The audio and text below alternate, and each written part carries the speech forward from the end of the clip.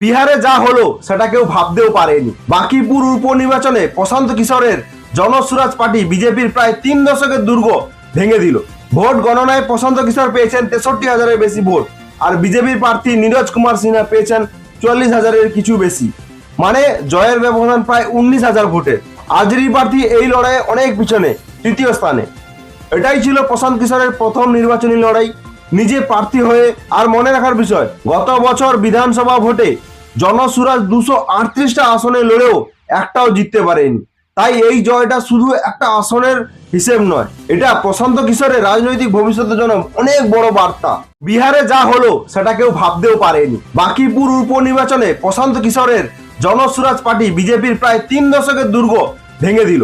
Vote গণনায় প্রশান্ত কিশোর পেয়েছেন 63,000-এর বেশি ভোট, আর বিজেপির প্রার্থী নীরজ কুমার সিনহা পেয়েছেন 44,000-এর কিছু বেশি, মানে জয়ের ব্যবধান প্রায় 19,000 ভোটের।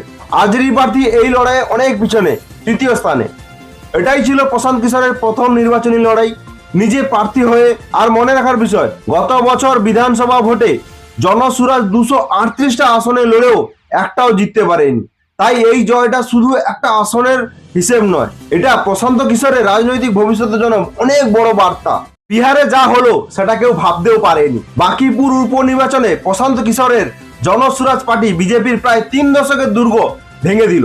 ভোট গণনায় প্রশান্ত কিশোর পেয়েছেন 63,000-এর বেশি ভোট, আর বিজেপির প্রার্থী নীরজ কুমার সিনহা পেয়েছেন 44,000-এর কিছু বেশি, মানে জয়ের ব্যবধান প্রায় 19,000 ভোটের। আরজেডি প্রার্থী এই লড়াইয়ে অনেক পিছনে, তৃতীয় স্থানে। এটাই ছিল প্রশান্ত কিশোরের প্রথম নির্বাচনী লড়াই নিজে প্রার্থী হয়ে। আর মনে রাখার বিষয়, গত বছর বিধানসভা ভোটে জনসুরাজ 238টা আসনে লড়েও একটাও জিততে পারেনি। তাই এই জয়টা শুধু একটা আসনের হিসেব নয়, এটা প্রশান্ত কিশোরের রাজনৈতিক ভবিষ্যতের জন্য অনেক বড় বার্তা। বিহারে যা হলো সেটা কেউ ভাবতেও পারেনি। বাঁকিপুর উপনির্বাচনে প্রশান্ত কিশোরের জনসুরাজ পার্টি বিজেপির প্রায় 3 দশকের দুর্গ ভেঙে দিল। ভোট গণনায় প্রশান্ত কিশোর পেয়েছেন 63,000-এর বেশি ভোট, আর বিজেপির প্রার্থী নীরজ কুমার সিনহা পেয়েছেন 44,000-এর কিছু বেশি, মানে জয়ের ব্যবধান প্রায় 19,000 ভোটের। আরজেডি প্রার্থী এই লড়াইয়ে অনেক পিছনে, তৃতীয় স্থানে। এটাই ছিল প্রশান্ত কিশোরের প্রথম নির্বাচনী লড়াই নিজে প্রার্থী হয়ে।